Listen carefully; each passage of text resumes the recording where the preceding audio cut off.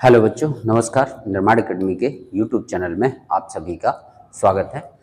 और आज संडे है, यानी संडे क्लास हमारी जो होती है वो साइंस की क्लास होती है। तो साइंस में हम देख रहे हैं बायोलॉजी। और बायोलॉजी में पिछली बार हमने देखा था सेल देखा था, यानी कोशिका देखा था। तो सेल के बारे में हमने पढ़ा था, सेल यानी कोशिका।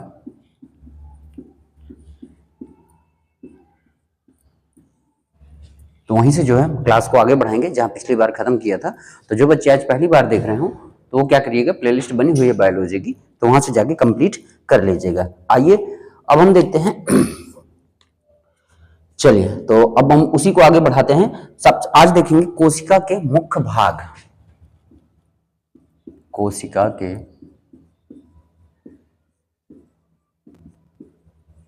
मुख्य भाग, कोशिका के मुख्य भाग कौन कौन से हैं उनके बारे में चर्चा करेंगे। तो पहला है कोशिका का मुख्य भाग है हमारा कोशिका भित्ति। पहली है कोशिका भित्ति, सेल वॉल, कोशिका भित्ति, इसके बारे में देखेंगे। ठीक है। तो कोशिका भित्ति के बारे में पहला पॉइंट है कि जीव द्रव्य कला तथा कोशिका अंगों की सुरक्षा। जीव द्रव्य कला तथा कोशिका अंगों की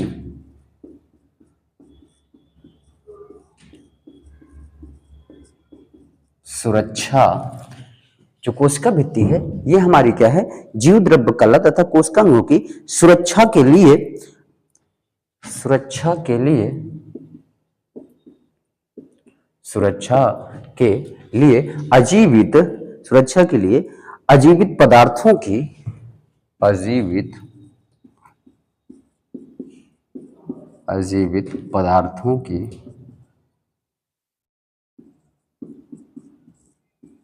अजीवित पदार्थों की कोशिका भित्ति बनी होती है। कोशिका भित्ति बनी होती है। ठीक है। जो कोशिका भित्ति है ये जीव द्रव्य कला तथा कोशिका अंगों की सुरक्षा के लिए अजीवित पदार्थों की कोशिका भित्ति बनी होती है। जंतु कोशिका में यह अनुपस्थित होती है। याद रखिएगा कि जंतु कोशिका में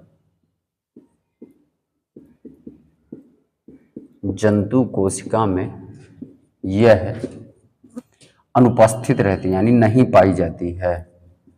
अनुपस्थित नहीं,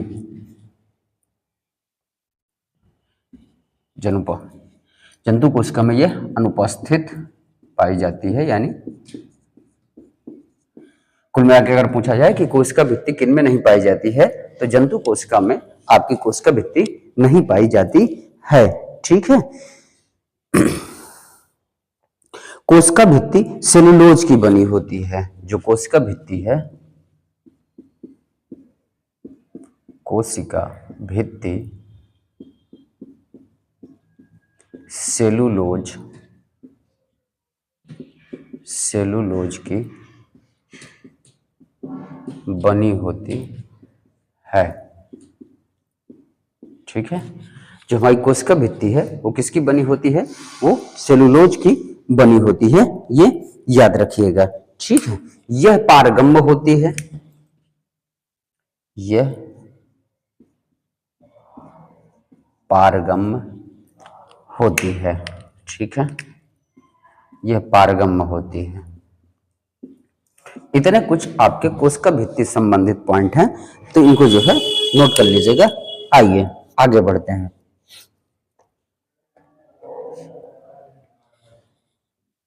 चलिए, तो नोट कर लिया होगा आपने। आइए आगे बढ़ते हैं।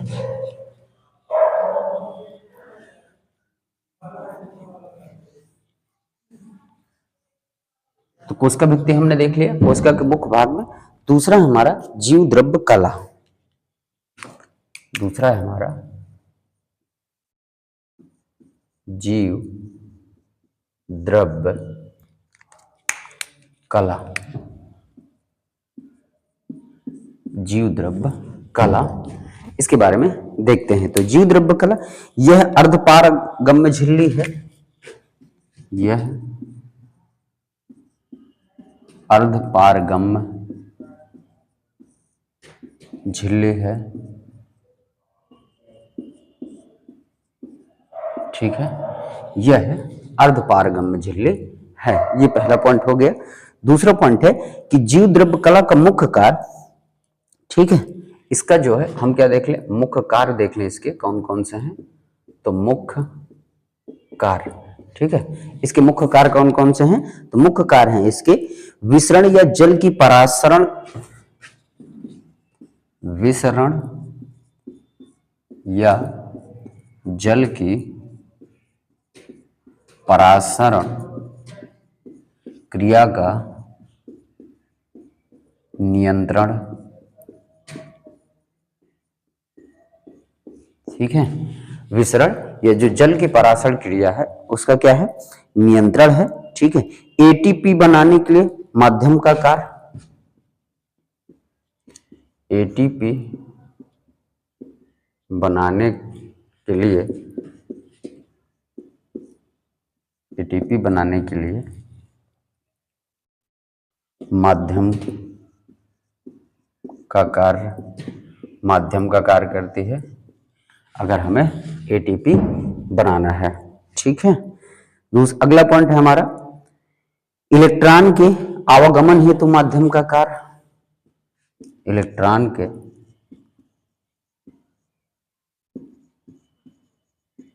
आवागमन के माध्यम का कार्य,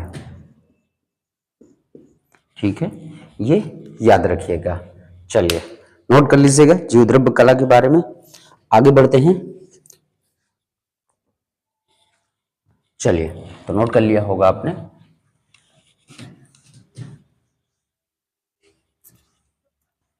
अब अगला देखते हैं माइटोकॉन्ड्रिया। अगला है हमारा माइटोकॉन्ड्रिया, माइटोकॉन्ड्रिया, माइटोकॉन्ड्रिया,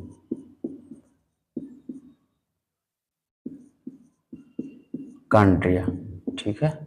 माइटोकॉन्ड्रिया के बारे में देखेंगे, माइटोकॉन्ड्रिया के बारे में क्या पॉइंट कहता है। तो सबसे पहले देखेंगे कि यह अंडाकार होता है, यह अंडाकार होता है,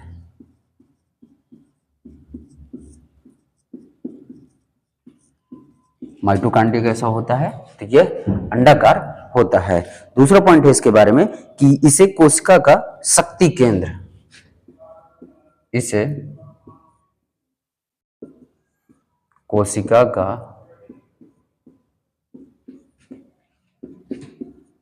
शक्ति केंद्र कहा जाता है, कोशिका का शक्ति केंद्र कहा जाता है। किसको कहा जाता है, तो माइटोकॉन्ड्रिया को कहा जाता है कोशिका का शक्ति केंद्र, ठीक है, power house of the cell, ठीक है। अगर इंग्लिश में देखेंगे power house of the cell, ठीक है। Power house of the cell किसे कहते हैं, तो ये कहते हैं हम माइटोकॉन्ड्रिया को कहते हैं, ठीक है। चलिए और अगला पॉइंट है इसमें, यह कोशिका का श्वसन स्थल है, यह कोशिका का श्वसन स्थल है, ठीक है। ये आपका हो गया माइटोकॉन्ड्रिया, ठीक है। चलिए आगे बढ़ते हैं, नोट कर लीजिएगा। नोट कर लिया होगा आपने। तो क्लास आपको पसंद आए बच्चों तो वीडियो को लाइक करिएगा, साथ ही साथ शेयर करिएगा अपने मित्रों के साथ। आइए आगे देखते हैं। अगला है हमारा अंतःद्रव्यी जाल, जो चौथा है हमारा, चौथा है अंतःद्रव्यी जाल।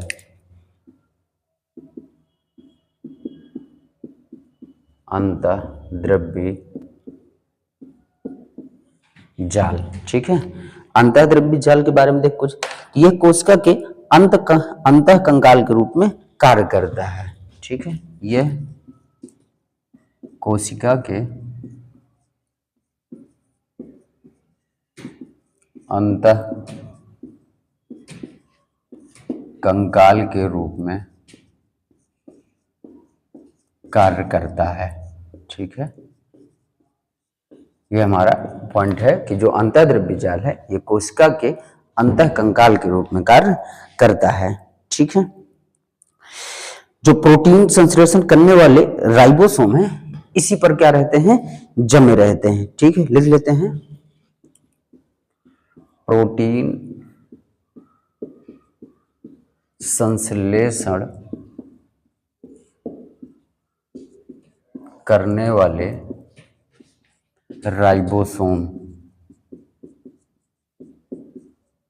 राइबोसोम इसी पर जमे रहते हैं, इसी पर जमे रहते हैं। ठीक है, ये हो गया हमारा अंतःद्रव्यी जाल।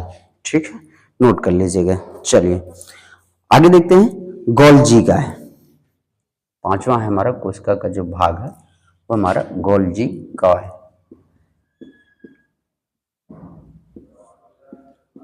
गोल्जी का है, तो गोल्जी का के बारे में देखें, गोल्जी का है, इसे डिक्टियोसोम भी कहते हैं, इसे डिक्टियोसोम भी कहते हैं। क्या कहा जाता है इसे, इसे डिक्टियोसोम भी कहा जाता है। किसको, गोल्जी काय को। ठीक है, चलिए आगे देखते हैं। आगे है इसमें, इसका मुख्य कार्य कोशिका भित्ति और कोशिका प्लेट का निर्माण करना है। ठीक है, इसका मुख्य कार्य कोशिका भित्ति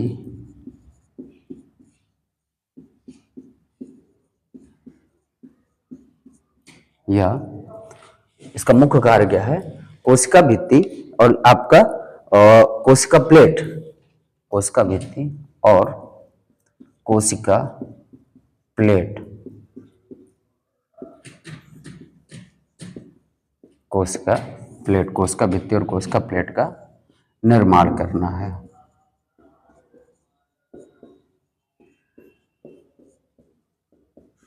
निर्माण करना है। ठीक है, इसका मुख्य कार्य क्या है, कोशिका भित्ति और कोशिका प्लेट का निर्माण करना है। ये है हमारा गोल्जी का है। ठीक है, नोट कर लीजिएगा। आगे बढ़ते हैं,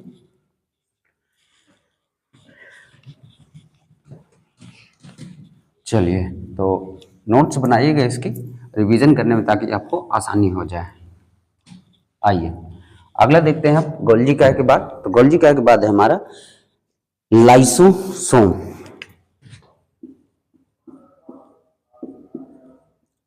लाइसोसोम, ठीक है, लाइसोसोम के बारे में देखेंगे। तो लाइसोसोम, इसे सी डी डुबे ने, इसे सी डी डुबे ने 1955 में खोजा था। ठीक है, इसे सी डी डुबे ने 1955 में खोजा था। ठीक है, इसे कोशिका की आत्महत्या की थैली भी कहा जाता है। इसे कोशिका की आत्महत्या की थैली भी कहा जाता है। ठीक है, तो इसे कोशिका की आत्महत्या की थैली भी कहा जाता है। किसको, लाइसोसोम को। ठीक है, इसमें 24 प्रकार के एंजाइम पाए जाते हैं। इसमें 24 प्रकार के एंजाइम पाए जाते हैं।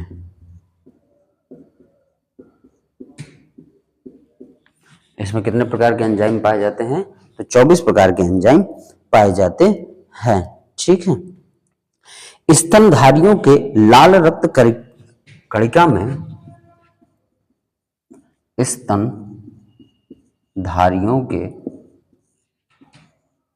लाल रक्त कणिका यानी आरबीसी, लाल रक्त कणिका में लाइसोसोम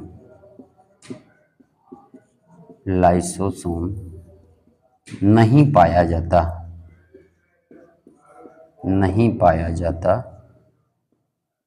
है। ठीक है। स्तनधारियों के लाल रक्त कणिका में लाइसोसोम नहीं पाया जाता है। ठीक है, ये याद रखिएगा। तो नोट कर लीजिएगा लाइसोसोम के बारे में। चलिए अंतिम देख लेते हैं, जो कोशिका का मुख्य भाग अंतिम है मुख्य भाग में, वो है हमारा केंद्रक। कौन है? केंद्रक। ठीक है, तो केंद्रक के बारे में देख लेते हैं। तो केंद्रक कोशिका का मुख्य भाग होता है। केंद्रक कोशिका का मुख्य भाग होता है। ठीक है, केंद्रक जो होता है कोशिका का क्या होता है? मुख्य भाग होता है। केंद्रक में डीएनए तथा आरएनए और गुणसूत्र पाए जाते हैं। ठीक है, केंद्रक में डीएनए, आरएनए तथा गुणसूत्र पाए जाते हैं। ठीक है, ये पॉइंट याद रखिएगा। केंद्रक में डीएनए, आरएनए तथा गुणसूत्र जो है पाए जाते हैं, इसीलिए केंद्रक का आनुवांशिक में महत्वपूर्ण स्थान है। ठीक है, केंद्रक का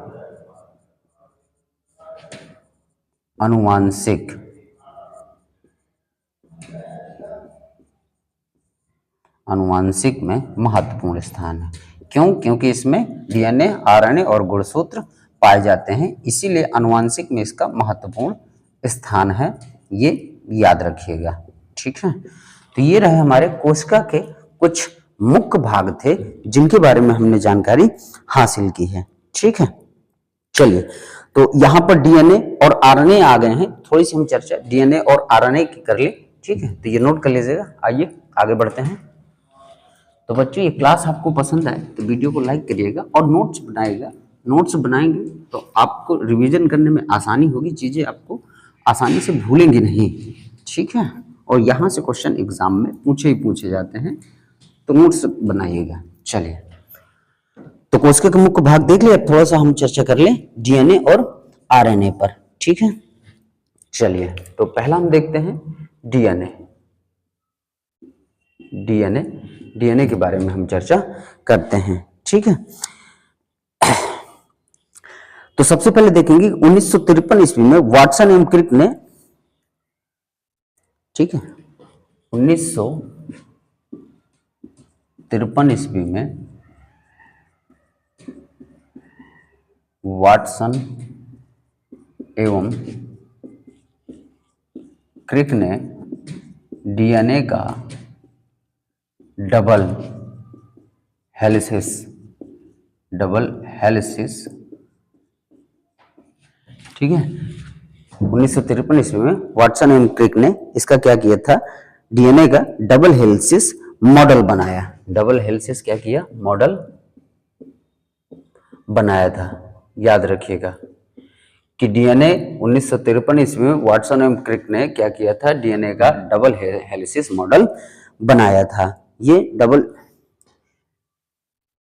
डबल हेलिसिस की जगह हेलिक्स, ठीक है, डबल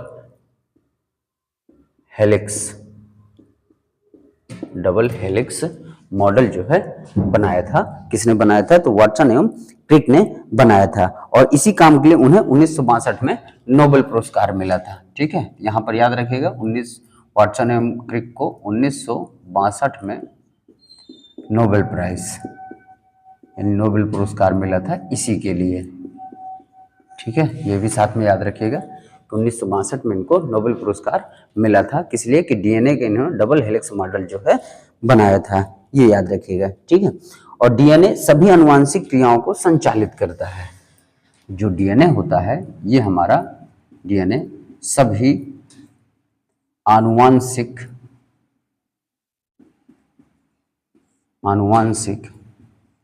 क्रियाओं को संचालित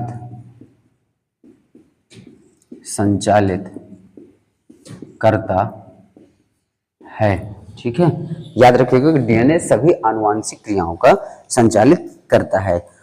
यह प्रोटीन संश्लेषण को नियंत्रित करता है। यह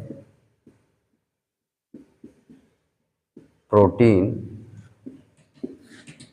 संश्लेषण को नियंत्रित करता है। ठीक है, यह प्रोटीन संश्लेषण को क्या करता है? नियंत्रित करता है। डीएनए मुख्यतः केंद्रक में पाया जाता है। डीएनए मुख्यतः केंद्रक में पाया जाता है। तो डीएनए मुख्यतः कहाँ पाया जाएगा? तो केंद्रक में पाया जाएगा, ये याद रखिए। तो डीएनए के बारे में देखिए, हमने देखा कि 1953 ईस्वी में वाटसन एवं क्रिक ने डीएनए का डबल हेलिक्स मॉडल प्रस्तुत किया। इसी के लिए उन्हें 1962 में नोबेल पुरस्कार मिला। डीएनए सभी आनुवांशिक क्रियाओं को संचालित करता है, यह प्रोटीन संश्लेषण को नियंत्रित करता है और यह मुख्यतः कहाँ पाया जाता है? केंद्रक में पाया जाता है। ठीक है, चलिए अब थोड़ी चर्चा आरएनए कर लें। ठीक है, डीएनए हमारा हो गया।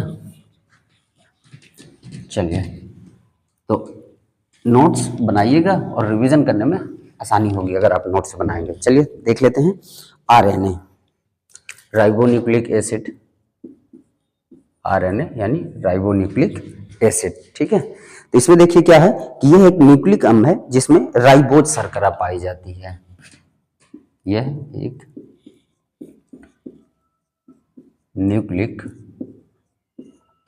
अम्ल है जिसमें राइबोज शर्करा पाई जाती है। राइबोज शर्करा पाई जाती है। ठीक है, आरएनए न्यूक्लिक अम्ल है और जिसमें राइबोज शर्करा आपकी पाई जाती है। ठीक है, नाइट्रोजन क्षार में थाइमीन के स्थान पर यूरेसिल होता है। नाइट्रोजन क्षार में थाइमीन की जगह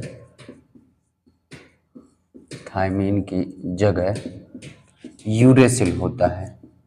थाइमीन की जगह यूरेसिल होता है। ठीक है, ये याद रखिएगा। चलिए, और इसके कुछ कार्य क्या होते हैं, जैसे इसके कार्य हम देख लें। यह राइबोसोम के निर्माण में सहायक होता है। यह राइबोसोम के निर्माण में सहायक होता है। ठीक है, यह राइबोसोम के निर्माण में क्या होता है? सहायक होता है। चलिए,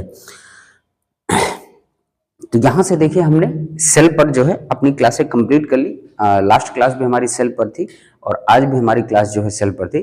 तो सेल के सभी एंगल को हमने क्या कर लिया? कवर कर लिया। तो सेल आज हमारा समाप्त होता है और अगली क्लास में हम कोई एक नए टॉपिक के साथ आएंगे। तो इस क्लास को भी कंप्लीट कर लीजिएगा। जो बच्चे आज इसको पहली बार देख रहे हो तो बायोलॉजी की प्लेलिस्ट बनी हुई, तो पहली क्लास भी सेल की देख लीजिएगा, तो पूरा टॉपिक आपका सेल का क्या हो जाएगा? कंप्लीट हो जाएगा। तो एग्जाम में अगर क्वेश्चन आते हैं तो फिर आपसे वो छूटेंगे नहीं। तो रिवीजन कर लीजिएगा, नोट्स बना लीजिएगा और पढ़ते रहिएगा। ठीक है, जो बच्चे पहली बार देख रहे हो तो चैनल को सब्सक्राइब करके बेल आइकन ऑन कर लीजिएगा। क्लास आपको अच्छी लगी लाइक करिएगा और शेयर करिएगा अपने दोस्तों और मित्रों के साथ। तो मिलते हैं आपसे अगली क्लास में, तब तक के लिए धन्यवाद। जय हिंद, वंदे मातरम।